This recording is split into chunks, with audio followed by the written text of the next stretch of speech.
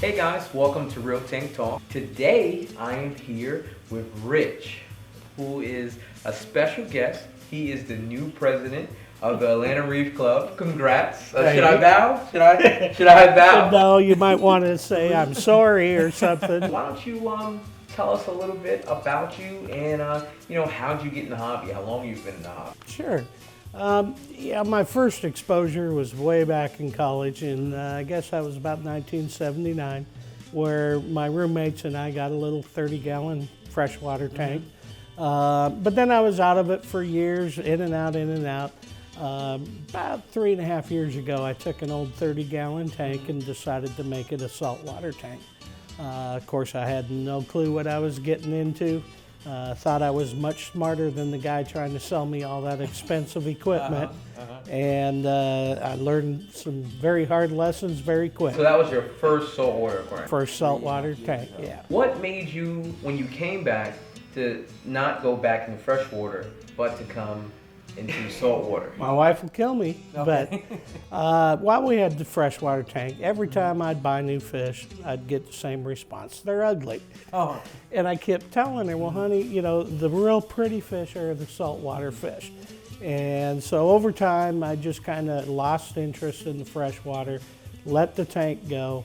And it was actually her who sparked me getting into saltwater, because she kept telling me she wanted me to get the tank looking nice again. So that's when I decided finally, you know what, I'm gonna do it. I'm gonna do it in saltwater.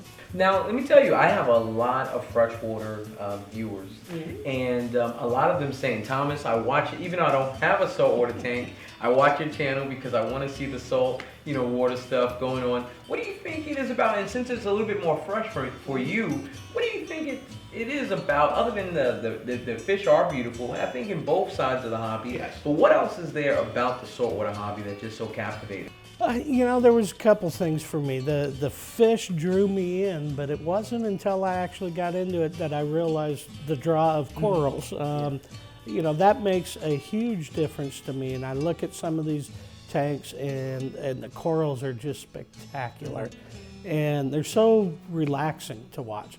So that was kind of what started really getting me hooked on the saltwater. I got out for about 6 months here a year ago. Couldn't stay out. I had to get back in again. So it's kind of both. And then there was also the aspect of, once I got involved in a club, the friends I made in the club, that all played into it, made it much more enjoyable for me, so that I could feel like I was accomplishing something and know there was help when I needed it. Now, something special happened when you were here. Yeah. Right? Something special happened. Yes, it did. For those of you on Facebook, today I put in the citron clownfish, which are, captive bred fish. They are a mix between, I believe, a percola and a maroon clownfish. And while we were sitting here, I was getting the camera set up. The female started hosting the rose anemone.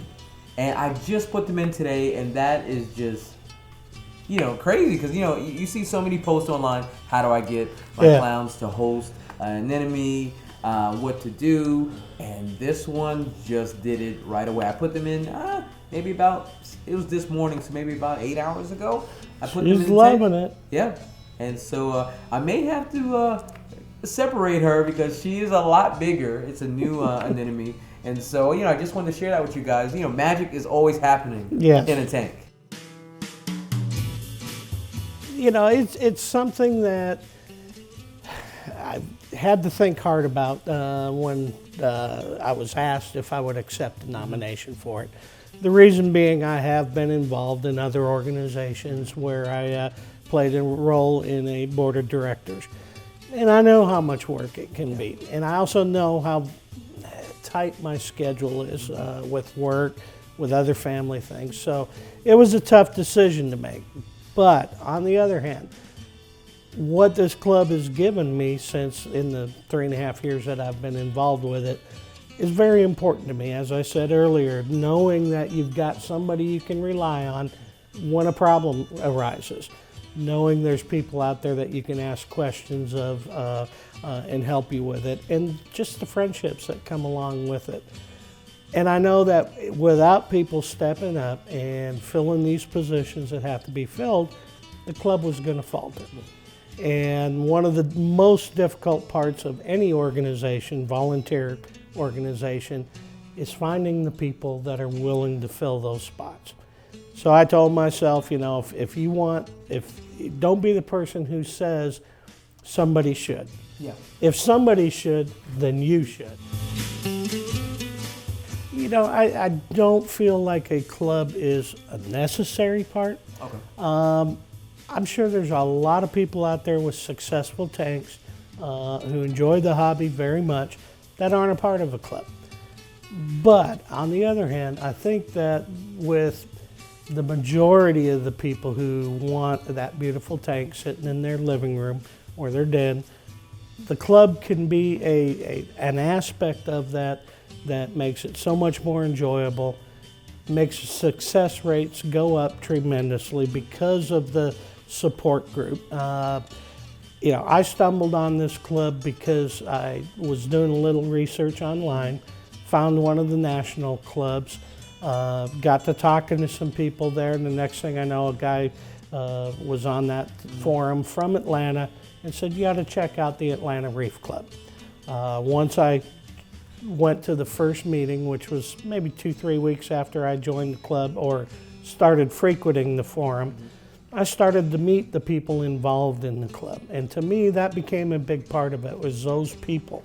That very first couple I met there are very well known in our club, and so much so that I asked them to be our membership coordinators this year. That community spirit between all of the members of the club can really make a difference in the overall experience of reef keeping. Now, when you say that the clubs aren't necessary, so if clubs went away and there was no more reef clubs in the world, right? What do you think would happen? You don't think someone would just start them because we need, as aquarium hobbyists, people to share that knowledge with? I definitely think they would And get restart. knowledge from- I believe that somebody somewhere is going to get together with somebody else who has that like interest. As I said, it's not necessary, but it's a natural. but it's a natural thing. That's why there's so many clubs in the world, not just aquariums, but people who are into cars. You can pull into restaurant parking lots on any given Sunday, and there's an antique car collection sitting there. It's a club. It's a natural thing for people to want to be around others with the same interests that they have. So I think it would probably, if you put a stop to it today, tomorrow one would spring up. And if you made clubs illegal, it would be prohibition all day with reef clubs. Exactly. So now, as the president of a reef club, so now you've been in the hobby now, in the reef hobby, for about 3.5 years. Mm-hmm. You've been enjoying it. How long ago did you join the ARC? 3.5 years ago, yes. Yeah. And so now that you're the president, you've been the president since January, correct? Yes. So it's been almost about a whole 2 months now. Yep. Does it feel different? The club, do you look at the club different? Not really, and that may be a little different than someone else who might step into this role. But for me, having been a part of a board of directors for an organization, in my case, it was a homeowners association. Okay. And you learn real Which quick. is similar. Yeah. Really similar. The drama Yeah. drama is definitely similar. But you learn real quick that. Well, also the camaraderie. And the camaraderie, right. You're dealing with your neighbors. And in the case of an HOA, you're also dealing with the property value of their home, their biggest investment. So, people get very, very animated if they're unhappy in that situation. So you learn how you have to deal with people, how, you have to set friendships and business, or in this case, club business. You have to separate those a little bit because you still have to function in your role as a president. But you know what? I'm a member just like everybody else. I'm here for the same reasons they are. So I still want to be that member. I still want to be the guy that gets on the forum and cuts up with people. I've kind of been known to be a humorist on the forum, and that's important to me. I do the other part because I care about the club, but I'm still the same guy I was before. I went into this knowing how much work I was up against. I know how hard it is to get others to join in and help when there's a need. I know how the people who are willing to volunteer, a lot of times they have something in their mind. I'll volunteer to do this. Well, that's not necessarily what we need right now. Would you be willing to do something else? And sometimes that hurts people's feelings. Yeah. They feel like, I stepped up. I did offer to volunteer and you turned me down. Yeah. And so you have to be very careful with that. You have to, exactly. And I find that people are naturally good-hearted. Yeah. They want to be good. They want to be helpful. And if you help them become that, they become close friends of yours very quickly, and that's important to me. So it seems that this is going to get you ready for like a role as a senator. Out of politics. Well, I don't know about that. I do have very strong political views. Sometimes they show forth when they really shouldn't. But I mean, I'll be honest, those thoughts have crossed my mind in the past. It'll never happen. I'm too busy trying to earn a living for my family. But yeah, it's in reality, it's a lot similar, on a smaller basis. Now, we talked about how this jokingly get you ready for a political position, but as the Atlanta Reef Club president, I mean, I know you take it seriously. Was there a point where you became the president and said, you know what? I want to leave my mark. Usually when you get into a political role, any type of role, you said, when this is over, after a year, and I'm no longer president, I want to have left something positive behind. Absolutely. And what is that? For me, the biggest thing is our club has gone through a little bit of a rough spell here over the last few years. We've had prior administrations that focused on certain things that were wonderful things. But people have different views. This sounds just like a presidency, doesn't it? And through the course of the last couple of years, there's been a lot of people that have gotten disheartened with the club. Okay. And, membership has gone down a little, not so much the paid members, but the attendance to meetings. And so when I was asked if I wanted to accept the nomination, the first thing I did was I took about a month's time to reach out to some people that I knew were very active when I got in the club that weren't active now. And I said, why? Why did you stop coming around? Why aren't you coming to the meetings? And there was a common thread, and that common thread was tired of all of the drama. I don't like seeing people getting flamed. In every club. Absolutely. In every club. So my number one focus was I want to get back to basics. I want to get this club to where people are friends, where they help each other, not where they flame somebody just for asking a question. The other thing that I heard was education. Our club had gotten to the point where most of our gatherings were social gatherings more than they were educational gatherings. But if you look at the charter for our club, education is front and center. It's the number one thing that this club was set up to do years ago. You've already brought in a few speakers. Yes, and I'm fortunate. I want to be sure everybody understands, this isn't just me. There's 5 other people on this board of directors. And as a president, you may be the one that people see the most or hear the most, especially here in my case. But those are the people behind the scenes that are doing the work. But they all have to have a common focus. And I'm fortunate that all 5 of the other members agree that the education is one of the key roles. So for instance, if you're familiar with it, there was a program called Saltwater U years ago with the club. We're reviving that. This is going to be a one-day education-focused event where we'll have, I don't know how many because we're in the planning stages, but multiple speakers We'll have access to multiple classrooms where we can do focus groups. We'll do some DIY hands-on stuff. We hope bring in a few national choral vendors just to go along with it. But So is it a that, one-day event? a one-day event. But that one will be education focused. Then that sounds awesome. Of course, we have coming up in May, on May 16th, we have our annual Choral Expo. This year, as in a couple of previous years, we have signed an agreement with the Choral Farmers Market to bring in a lot of national choral vendors. Keeping with the focus on education, we have asked and received commitments from Ken Niedermeyer of the Choral Restoration Foundation. He will be coming to speak, as well as Dana Riddle will be coming in from Hawaii to speak for us.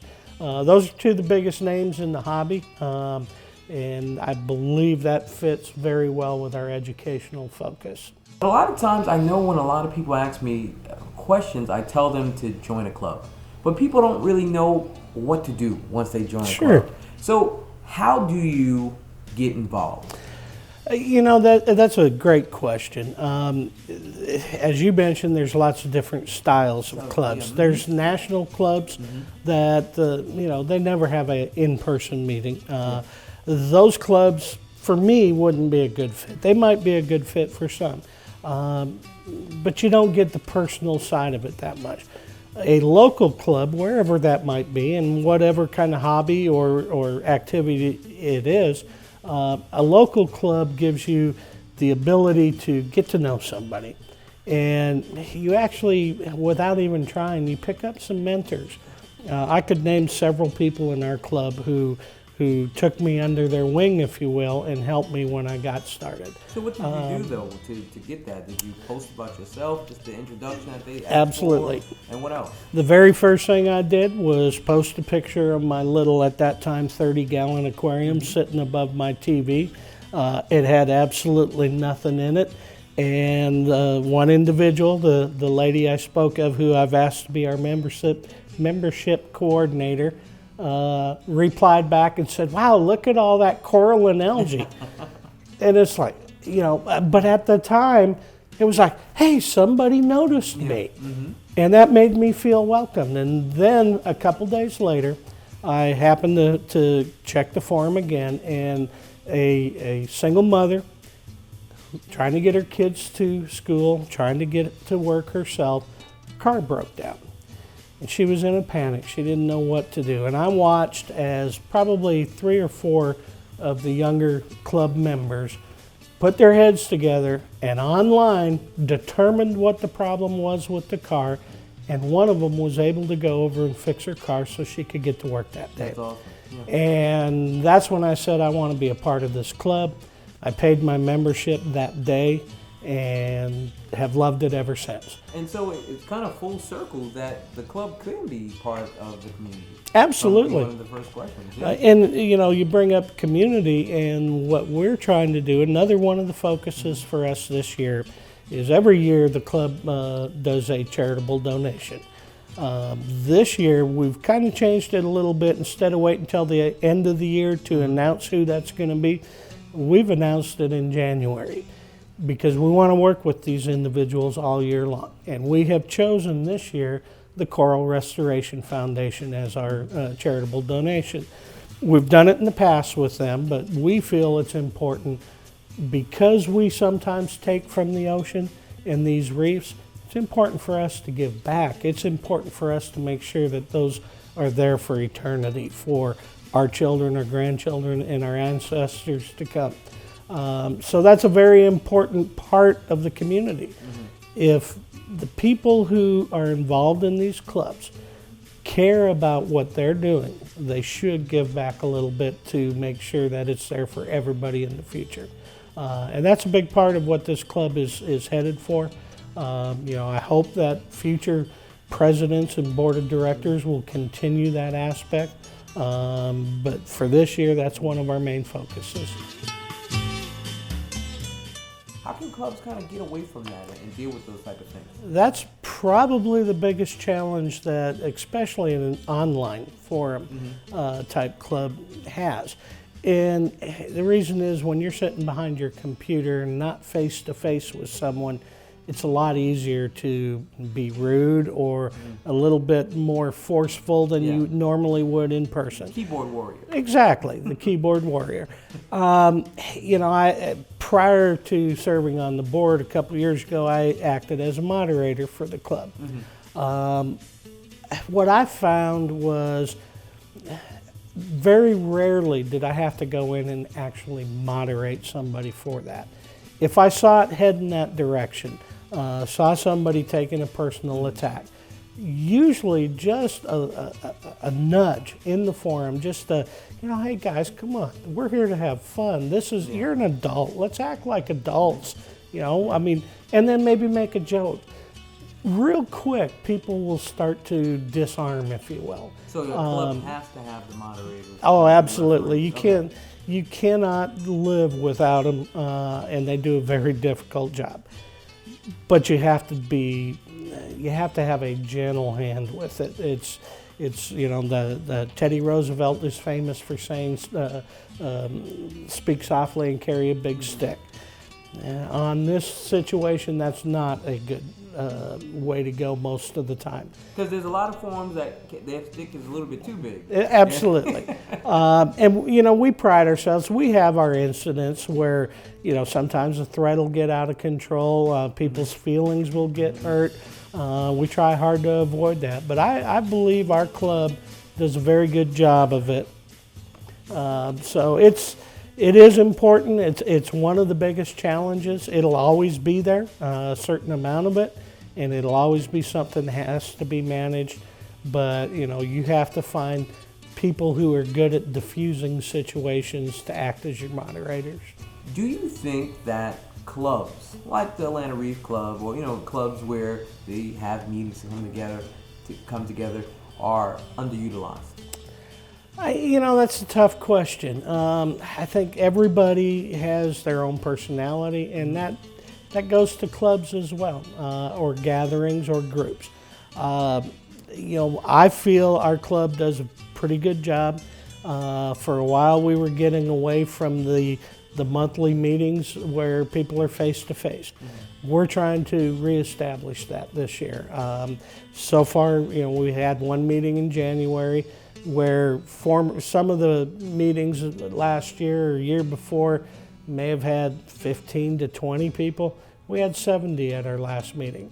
That's what I like. I like to see these people, even if I meet you for 3 minutes and only have a chance to say, hi, my name is Rich, and you do the same to me. The next time I see you on the forum, there's a connection there that wasn't there before. You are automatically a friend of mine. I've made friends on the forum that'll probably be lifelong friends, but in person just adds that one little added touch to it that gives you a connection to that person. So I think that's a very important aspect of it, something we need to continue with. Well, guys, that is going to be it for Real Tank Talk. Rich, thank you so much for coming welcome. on the show. I really appreciate it, talking about clubs. From you guys, I would love to hear more about what you guys think about Reef Clubs, what you love about them, what you think can be improved, how in more ways they can be utilized. Would love to talk to you guys in the comment section. And until next time, this is The Ultimate Hobby. So you have a long drive home, huh? Yeah, probably give me about an hour this time of night. And thank you for your magic that you gave me. That's a gorgeous fish. Thank you.